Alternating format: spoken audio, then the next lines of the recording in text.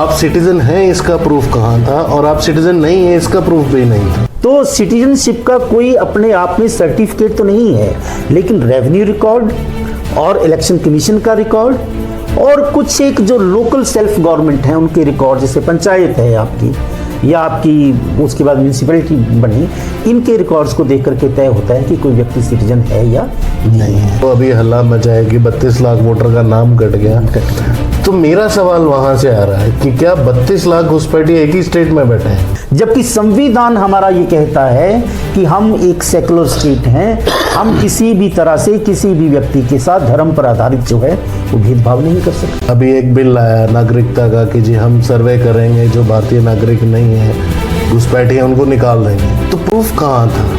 अब प्रश्न ये पैदा हुआ कि जो एक बार चला गया, हमारे संविधान में प्रोविजन है कि हमने उसको मान लिया कि अब वो हमारा नागरिक है। नहीं, कि हम सिटीजनशिप तो डिफाइन कर रहे हैं कि इसको नागरिक मानेंगे, पर कोई नागरिक है या नहीं उसका प्रूफ क्या है? लेकिन जब वो दोबारा कभी यहाँ पे आए तो हमारे रिकॉर्ड में कहीं ना कहीं तो उसका नाम है। अब ये क्वेश्चन हमारे सामने है कि क्या हम इसको सिटीजन मानेंगे या नहीं मानेंगे। नागरिकता का जो डिसाइड करने का अधिकार है वो भारतीय संविधान के पास है। पर्टिकुलरली ये जो इमिग्रेंट लेबरर्स आते हैं, जो सेटल हुए या जो पाकिस्तान से आए, उनके पास क्या प्रूफ है? नमस्कार, मैं ध्रुवकर एक बार फिर हाजिर हूँ प्रहरी की ओर से एडवोकेट डॉक्टर राजीव मेजर के साथ। आज के जो हमारा विषय है वो बहुत ही ज़बरदस्त है और सबसे इम्पॉर्टेंट है। अभी तक हम कॉन्स्टिट्यूशन के डिफरेंट पार्ट्स समझ चुके हैं, जिसमें directive principles, rights, duties, preamble, वो सब देख लिया था। अब जो मेन मुद्दा है जिसके ऊपर आज का पूरा राजनीति, आज का पूरा बहस बेस्ड है, वो है नागरिकता का विषय, सिटीजनशिप का विषय, जो पिछले 5-4 साल से बहुत ज़्यादा गरमाया हुआ है, जहाँ पे मेन कन्फ्लिक्ट है। तो डॉक्टर साहब बहुत बहुत स्वागत है आपका। धन्यवाद। डॉक्टर साहब, जैसे हमने डिस्कस किया था कि हम मूलभूत बात, क्योंकि ये कॉन्स्टिट्यूशन ऑफ इंडिया लागू होगा भारतीय नागरिकों पर, तो कॉन्स्टिट्यूशन के अकॉर्डिंग नागरिकता क्या है और कैसे डिफाइंड है? क्योंकि पिछले कुछ टाइम में हम ये देखते हैं कि हमारी रूलिंग पार्टी और अपोजिशन में यही बहुत बड़ा द्वंद्व चल रहा है, तो प्लीज़ हमको इस पर बताएं। ध्रुव जी, नागरिकता का विषय जब संविधान बना था उस समय भी बहुत चर्चित विषय था और आज भी चर्चित विषय है। आज चर्चित इसलिए कि आज जो नया सिटीजन अमेंडमेंट एक्ट आया है 2019 में, जिसको 2024 में लागू किया गया, वो आज भी चर्चा का विषय है। और जब संविधान लिखा गया था उस समय की परिस्थितियों को देखकर जो संविधान में प्रावधान किए गए सिटीजनशिप को लेकर के, उस समय की परिस्थितियां भी कुछ ऐसी थी कि बहुत चर्चा के बाद वो प्रावधान शामिल हुए थे। ये जो हमारा अध्याय 2 है, उसके प्रावधान 5 से लेकर 11 तक नागरिकता को डिफाइन किया गया है, या नागरिकता से संबंधित दूसरे प्रावधान उनको रखा गया है। तो पहला प्रावधान हमारा क्या है, वो है प्रावधान 5 जी।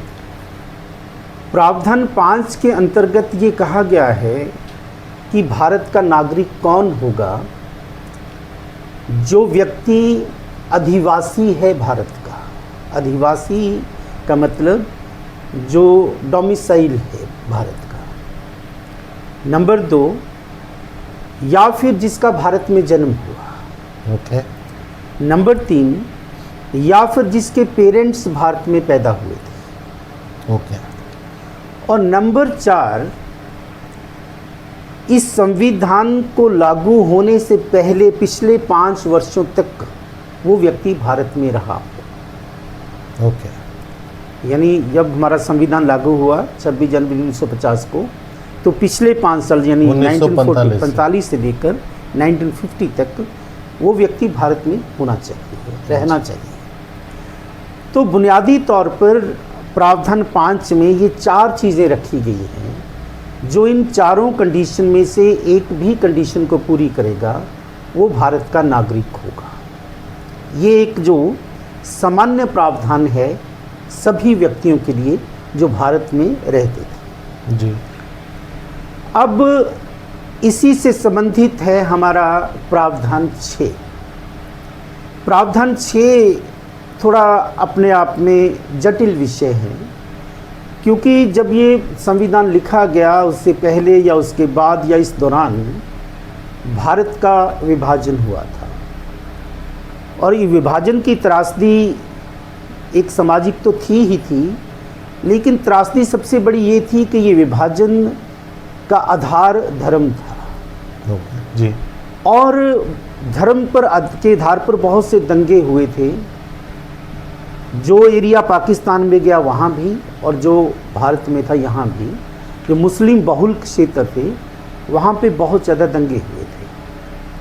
तो बहुत से लोग भारत से उस इलाके में चले गए जो बाद में पाकिस्तान बना, और बहुत से लोग पाकिस्तान से भारत में आए थे। उन लोगों को देखते हुए ये प्रावधान 6 जो है ये संविधान में रखा गया था।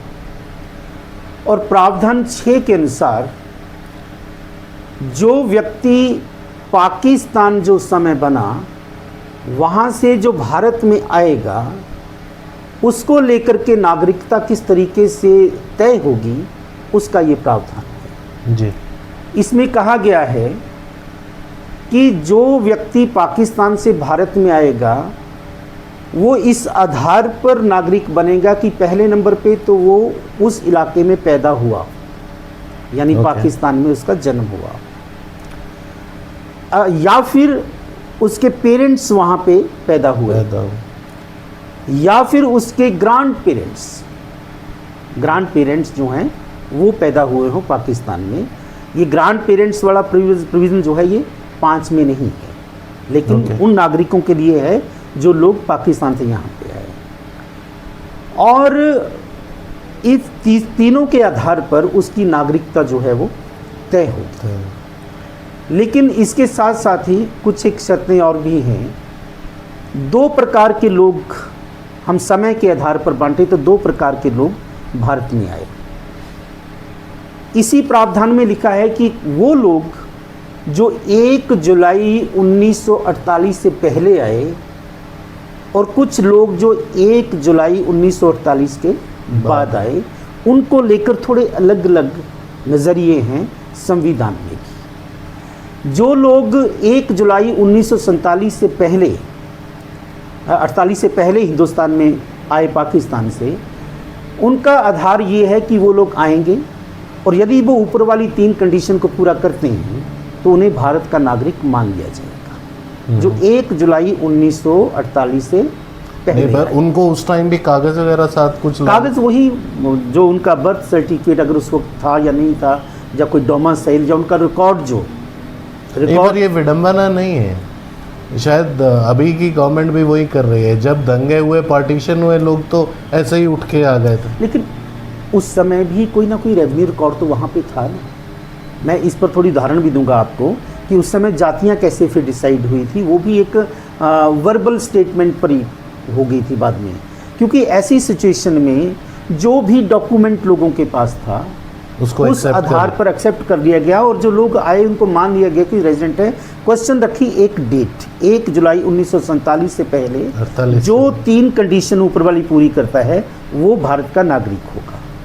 और जो 1 जुलाई 1948 के बाद भारत में आए उनके लिए कंडीशन ये थी कि पहले वो भारत में 6 महीने रहेंगे। 6 महीने रहने के बाद जो अथॉरिटी है, रेवेन्यू अथॉरिटी या कोई काउंसलर या कोई गवर्नमेंट का ऐसा ऑफिसर जिसको अपॉइंट किया गया है इस पर्पज़ के लिए, वहाँ पे 6 महीने रहने के बाद वो अप्लाई करेंगे, और अप्लाई करने के बाद उनको एक सर्टिफिकेट ऑफ रेजिडेंट वो दिया जाएगा। ये प्रोविज़न थे सेक्शन 6 के अंतर्गत उस समय जो लोग पाकिस्तान से आए थे।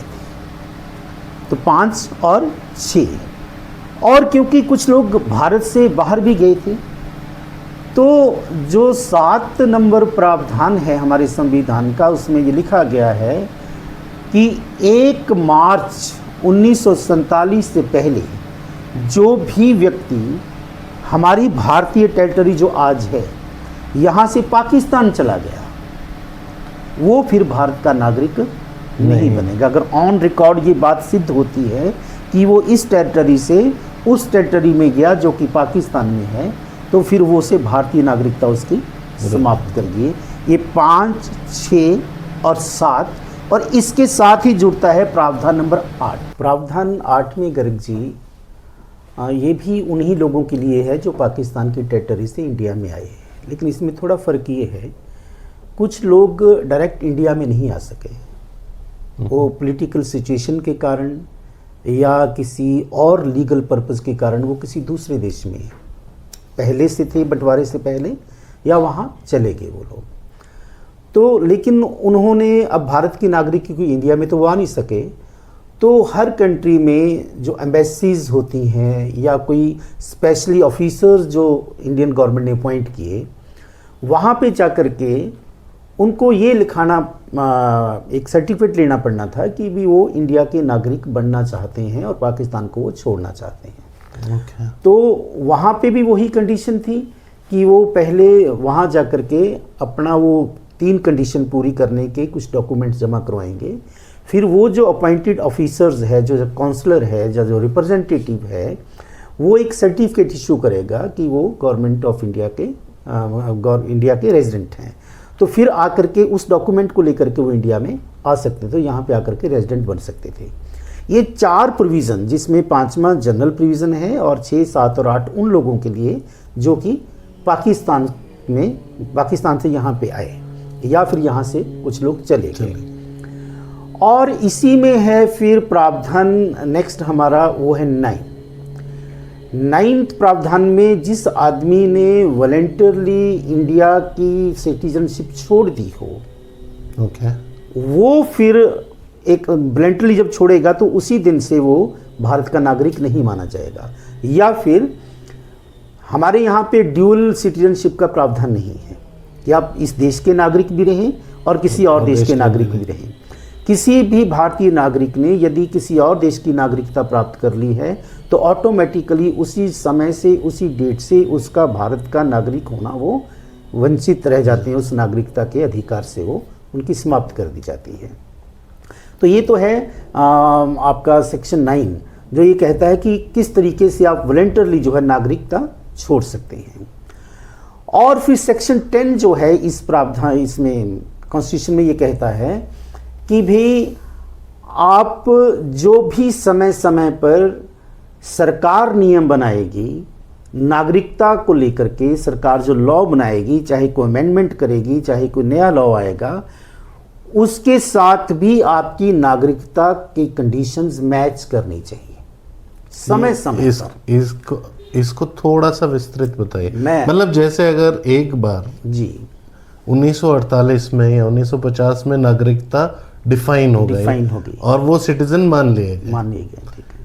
तो इस प्रोविजन का क्या ये मतलब है कि अगर समझो लेटर ऑन कभी नागरिकता का नियम बदलता है तो उसका इफेक्ट इन पे भी होगा जिनको मान लिया गया? रेट्रोस्पेक्टिव इफेक्ट नहीं होगा। ओके, रेट्रोस्पेक्टिव इफेक्ट नहीं होगा, वो किसी लॉ का भी नहीं होता। वो आजकल हमारी गवर्नमेंट जरूर कुछ कर रही है ऐसा। ये एग्जैक्टली, क्योंकि अभी जैसे बंगाल इलेक्शन हो रहे थे तो मैं डिबेट सुन रहा था जी, और सुप्रीम कोर्ट में भी एक शायद ये कुछ बोला गया कि जिनका वोटर लिस्ट से नाम काटा गया वो इस बार वोट नहीं डाल पाएंगे, सिर्फ इतना सुप्रीम कोर्ट ने बोला। पर अगर उनकी नागरिकता पे सवाल है तो वो सरकार अलग से डिसाइड करेगी। ठीक है, इस पर जैसे हम धीरे धीरे जाएंगे।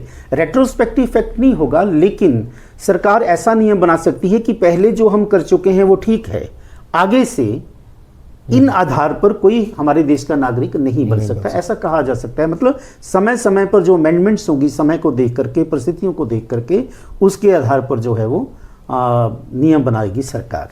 और लास्ट जो 11th है कि नागरिकता के आधार को, इसके लॉ को, इसके प्रावधानों को रेगुलेट कौन करता है?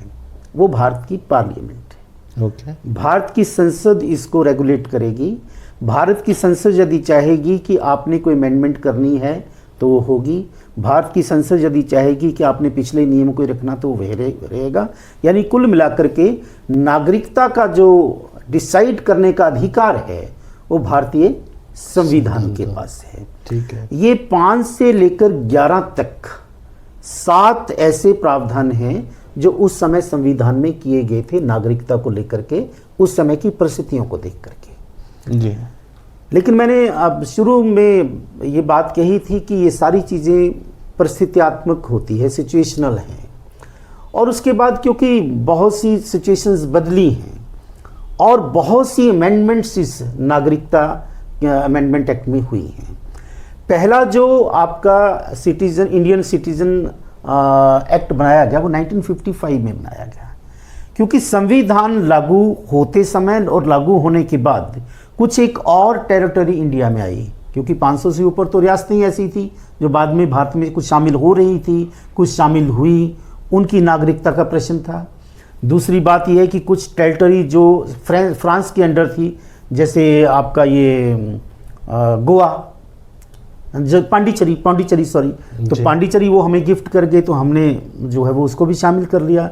देन दादरा हवेली जो पुर्तगाल की कॉन्स्टिट्यूंसी थी, वो थी टेरिटरी थी, उन्होंने हमें दे दिया।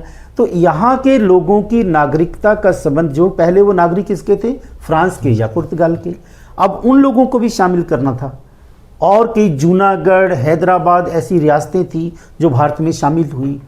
तो 1955 में पहला इंडियन सिटीजन एक्ट जो है वो बनाया गया, संविधान के प्रावधानों को भी देख करके, लेकिन फिर लागू 1955 के बाद वो हुआ, उसमें सारी चीज़ें शामिल की गई।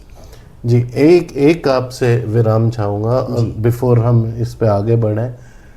मेरा एक सवाल कॉन्स्टेंटली चल रहा है कि हम सिटीजनशिप तो डिफाइन कर रहे हैं, किसको नागरिक मानेंगे, पर कोई नागरिक है या नहीं उसका प्रूफ क्या है?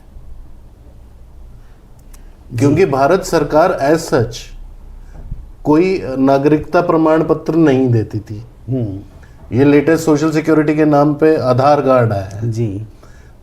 तो कहीं ये हवा में ही तो नहीं चलता आ रहा कि ये नागरिक है या नहीं है, क्योंकि एज सच उसका कोई सर्टिफिकेशन या ऑथेंटिसिटी देखिए वो कोई मिलता नहीं था। एज सच सिटीजनशिप का कोई सर्टिफिकेट था नहीं, लेकिन गवर्नमेंट के अपने रिकॉर्ड्स थे। जैसे मैंने कहा कि जो हमारे प्रावधान थे, उन प्रावधानों में रेवेन्यू रिकॉर्ड्स सबसे इंपॉर्टेंट चीज़ थी। हाँ, पर लोगों के पक्के मकान होना। हाँ, पर अब आप यहाँ पे थोड़ा सा और क्लैरिफिकेशन चाहिए होगी कि अगर हम आज़ादी के टाइम देखें या जो पाकिस्तान से आए जी, या इंडिया में भी जो भूमिहीन लोग थे, जो बॉन्डेड लेबरर्स थे, तो उनका तो नाम कहीं रेवेन्यू रिकॉर्ड्स पे था ही नहीं, ना उनके पास पक्के मकान होंगे। और टिल रिसेंट, और मेरे को लगता है अभी भी हम मिलते हैं बहुत से लोगों को जिनसे पूछो कि आपका जन्म कहाँ हुआ तो उनको पता नहीं होता था। उनको अपनी जन्म की तिथि भी पता नहीं है जी। उनको बोलो कि आपका जन्म कब हुआ था तो हमारी माँ बताती है कि तुम दशहरे के इतने दिन हुए थे। तो मेरा जो सवाल आ रहा है कि हम सिटीजनशिप जो मूलभूत था हमारा, जिसके लिए ये देश बना, जिसके लिए संविधान बना, तो उसमें ऐसा क्या प्रावधान था? आप किसको सिटीजन बोलेंगे और किसको नहीं बोलेंगे? देखिए गर्ग जी, वास्तव में मैंने 2 चीज़ें आपको बताता हूँ मैं। एक तो हमारा है रेवेन्यू रिकॉर्ड, वो जितना भी था जैसा भी था उसके आधार पर हमने सिटीजनशिप लोगों को दे दी। जो पाकिस्तान से लोग आए उन्होंने जो डॉक्यूमेंट्री प्रूफ हमारे सामने रखे, सिचुएशन को देख करके हमने उनको सच मान लिया। जैसे फॉर एग्जांपल जो लोग पाकिस्तान से इंडिया में आए, उनकी क्योंकि जाति बड़ी इंपॉर्टेंट थी, हमारे यहाँ जाति का भी दिखाना पड़ता था, मैं किस जाति से हूँ, वो पहचान थी।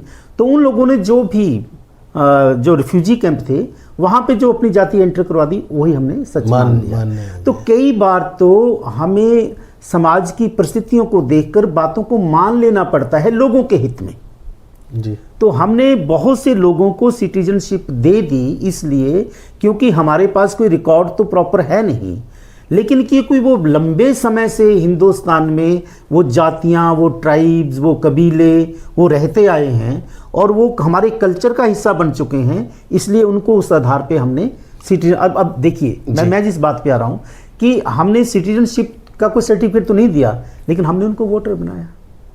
हाँ, पर हमने इसमें मैं डॉक्टर साहब सारे सवाल आज की करंट स्थिति के हिसाब से मेरे दिमाग में आ रहे हैं और मेरी जिज्ञासा इसलिए ज़्यादा बढ़ रही है क्योंकि सिटीजनशिप आप डिफाइन कर रहे हैं, और हो सकता है मैं जो आप बताना चाह रहे हैं उससे आगे की बात पूछ रहा हूँ, तो आप मेरे को रोक सकते हैं जहाँ आपको लगे कि इसका जवाब मिलेगा।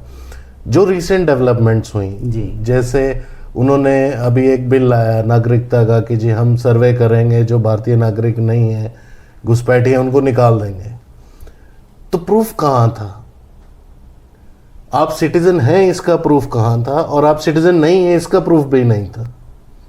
और अगर आधार बना या किसी का वोटर लिस्ट पे नाम आया जी, तो वो ऑटोमेटिकली सिटीजन हो गया। तो ये वाला जो नहीं गर्ग जी, इसमें इसका उल्ट एक पार्ट भी है। जी वो पार्ट ये है कि कई लोग सिटीजन थे लेकिन उनका वोटर लिस्ट में नाम नहीं था। नहीं था जी। कई बार ऐसा होता है कि आपके इलेक्शन होते हैं, एक आदमी जो है उसका पिछली बार वोटर लिस्ट में नाम था, इस बार वो नाम ही नहीं होता। ये सारे के सारे ड्रॉबैक्स तो इस सिस्टम में रहेंगे जब तक कि हम इस सिस्टम को पूरी तरह से ऑन रिकॉर्ड दुरुस्त नहीं कर लेते। ये कमियां थी हमारे पास। सिटीजनशिप का कोई सर्टिफिकेट हमने कभी किसी को इश्यू नहीं किया। हमने आधार माना उन विरासतों को जो हमारे पास कुछ रिकॉर्ड थे, कुछ नहीं थे, कुछ मान्यताएं थी हमारी जी। तो फिर बाद में रेवेन्यू रिकॉर्ड के बाद जब हमने वोटर बना दिए तो फिर हमने वोटर लिस्ट को जो है उसको मानना शुरू कर दिया, उसकी पहचान मानना शुरू कर दिया।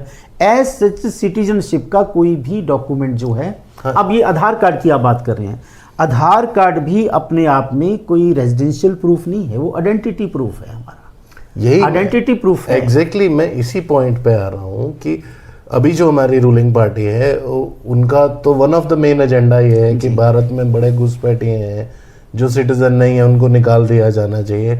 Similarly I think that was the basis for SIR जो अभी हल्ला मचा है कि 32 लाख वोटर का नाम कट गया। तो मेरा सवाल वहां से आ रहा है कि क्या 32 लाख घुसपैठिए एक ही स्टेट में बैठे हैं, या उनके पास सिटीजन आप तब बोलेंगे आप नहीं है अगर आपका कुछ सर्टिफिकेशन होता था? क्योंकि आई एम वेरी श्योर मैं बहुत सारे परिवारों को ऐसे जानता हूं जो पुश्त दर पुश्त रह रहे हैं। हमारे शहर में भी ऐसे लोग हैं जिनके पास ज़मीन नहीं है, उनको पता ही नहीं है कि उनके दादा का या परदादा का नाम क्या था, है ना जी। और पर्टिकुलरली ये जो इमिग्रेंट लेबरर्स आते हैं जो सेटल हुए या जो पाकिस्तान से आए, उनके पास क्या प्रूफ है? तो हम जब सिटीजन ऑफ द कंट्री बोलते हैं तो वो फिर एक इंडिविजुअल की डिस्क्रिप्शन है उस ऑफिसर की जो वहाँ बैठा है, वो लिख के दे दे कि हाँ जी मैं मानता हूँ कि ये यहीं रह रहा है, मैंने मान लिया, तो वो माना जाएगा। आज भी बहुत कुछ ऑफिसर्स की डिस्क्रिप्शन पे ही चला हुआ है जी। ये उस समय भी था। गवर्नमेंट ने या संविधान ने अपनी ओर से कुछ प्रावधान बनाए कि आप इन प्रावधानों को फॉलो करके आप लोगों को ये सिटीजन मान लीजिए या उनको सिटीजन ना मानिए। एक तो ये उस समय सिचुएशन थी हमारी 1947।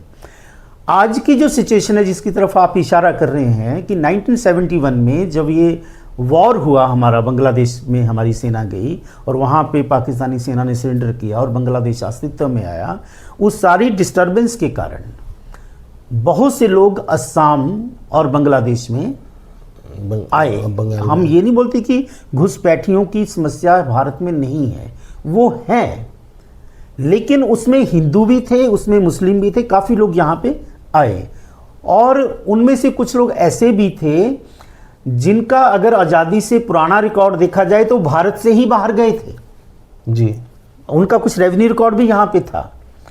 तो अब प्रश्न ये पैदा हुआ कि जो एक बार चला गया, हमारे संविधान में प्रोविजन है कि हमने उसको मान लिया कि अब वो हमारा नागरिक है नहीं।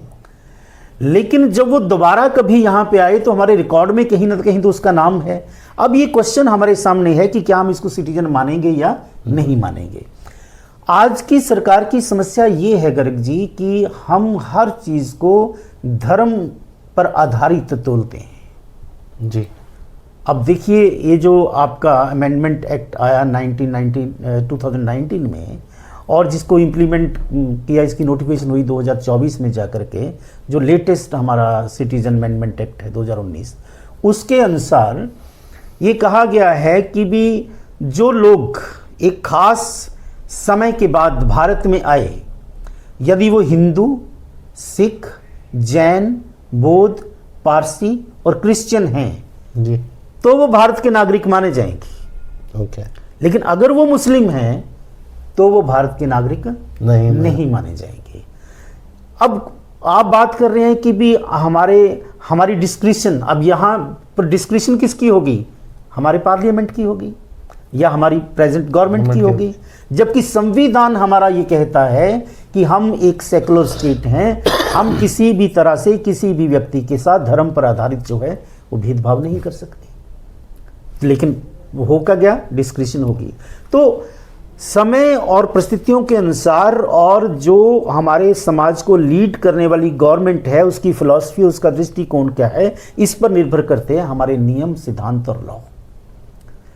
हमारा संविधान जब बना था उस समय परिस्थितियां कुछ और थी, बड़ा सिंपैथेटिक एटीट्यूड था हर व्यक्ति के लिए। लोग उजड़कर भारत में आए थे, लोग उजड़कर भारत से बाहर गए थे, आपके रिश्तेदार नहीं कई बचे, कई परिवारों में सिर्फ एक व्यक्ति बचा, रिकॉर्ड की तो बात ही दूर।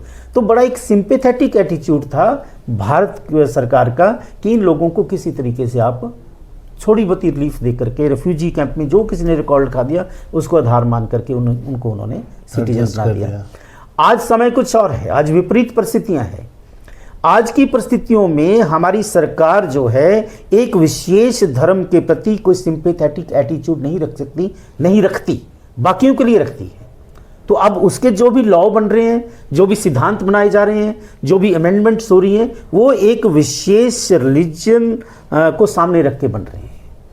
तो दो तीन चीज़ें जो आपने उठाई, पहले ये कि सिटीजनशिप का कोई प्रॉपर रिकॉर्ड आज भी भारत में नहीं है, क्योंकि रेवेन्यू रिकॉर्ड की बात करें तो 70% लोगों के पास तो जमीन थी ही नहीं, उनका रिकॉर्ड तो कोई नहीं सकता। यही पॉइंट। फिर गांव के नंबरदार ने, गांव का जो लैंडलॉर्ड था उसने जो लिखा दिया वो सारे उसके मुजारे थे।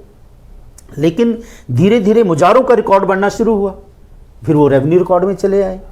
उसके बाद जब औरतों को संपत्ति में अधिकार मिला तो वो भी रेवेन्यू रिकॉर्ड में आनी शुरू हुई।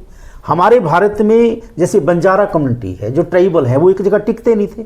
आज भी हमारे यहाँ पे हिमाचल प्रदेश में अब तो चलो परमानेंटली सेटल हो गए, लेकिन जो गुज्जर और गद्दी जातियाँ, जो ट्राइब्स हैं, ये तो घूमते रहते हैं। अब इनका परमानेंट अब शुरू हुआ जी, और वहाँ के ये नागरिक भी बने। अदरवाइज वोट होती थी इनकी चंबा में, वोटों के टाइम ये होते थे ऊना में। ऐसे ही बंजारे लोग हैं बहुत बड़े पैमाने पर, बहुत से ट्राइब्स हैं, तो ये माइग्रेट, तो इनका कोई रिकॉर्ड ही नहीं था। तो रिकॉर्ड ना होना ये हमारी सामाजिक व्यवस्था से निकला है। और लेकिन ये धीरे धीरे कुछ ठीक हुआ भी है, कुछ किया भी जा रहा है। तो सिटीजनशिप का कोई अपने आप में सर्टिफिकेट तो नहीं है, लेकिन रेवेन्यू रिकॉर्ड और इलेक्शन कमीशन का रिकॉर्ड और कुछ एक जो लोकल सेल्फ गवर्नमेंट है उनके रिकॉर्ड, जैसे पंचायत है आपकी या आपकी उसके बाद म्यूनसिपैलिटी बनी, इनके रिकॉर्ड्स को देख करके तय होता है कि कोई व्यक्ति सिटीजन है या नहीं है।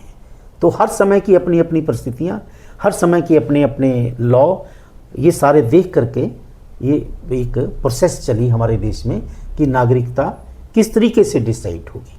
आज भी हम प्रक्रिया में हैं, फाइनल आज भी नहीं हुआ, कल को सिचुएशन और बिगड़ेगी। डॉक्टर साहब, ये विडंबना नहीं है कि आज़ादी के हमारे ऑलमोस्ट 80 साल पूरे होने वाले हैं और अभी तक हम यही नहीं डिसाइड कर पाए कि इस देश की नागरिकता डिफाइन कैसे होगी? जब से गर्ग जी हमने चर्चा शुरू की है, हमारी चर्चा ही विडंबनाओं से भरी हुई है।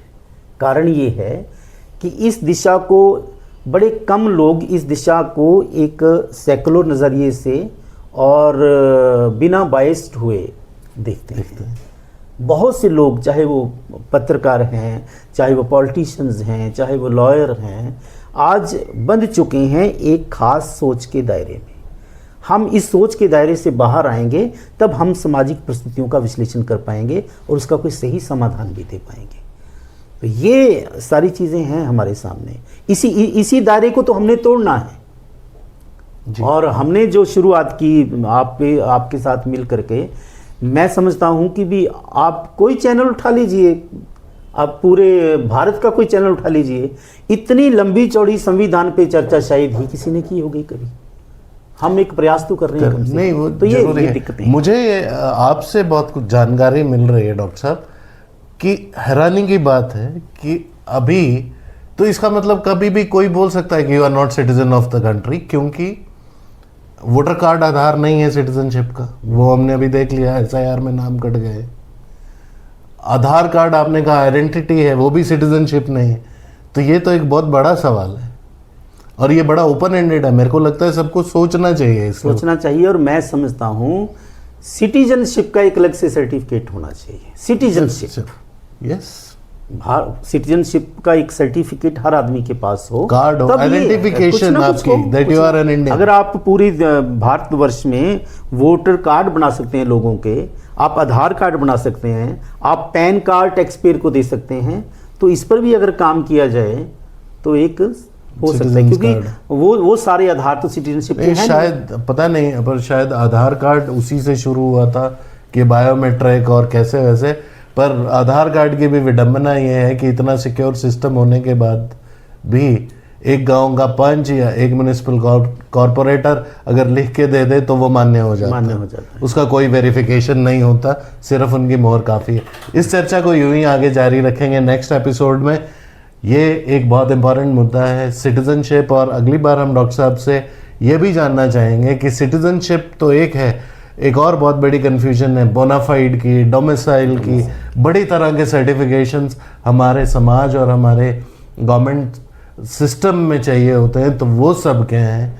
क्या सिटीज़न ना होते हुए भी कोई बोनाफाइड हो सकता है या डोमिसाइल हो सकता है, या बाहर के लोग ये सब कैसे मैनेज करते हैं, इसको जानेंगे हम नेक्स्ट एपिसोड में। देखते रहिए प्रहरी।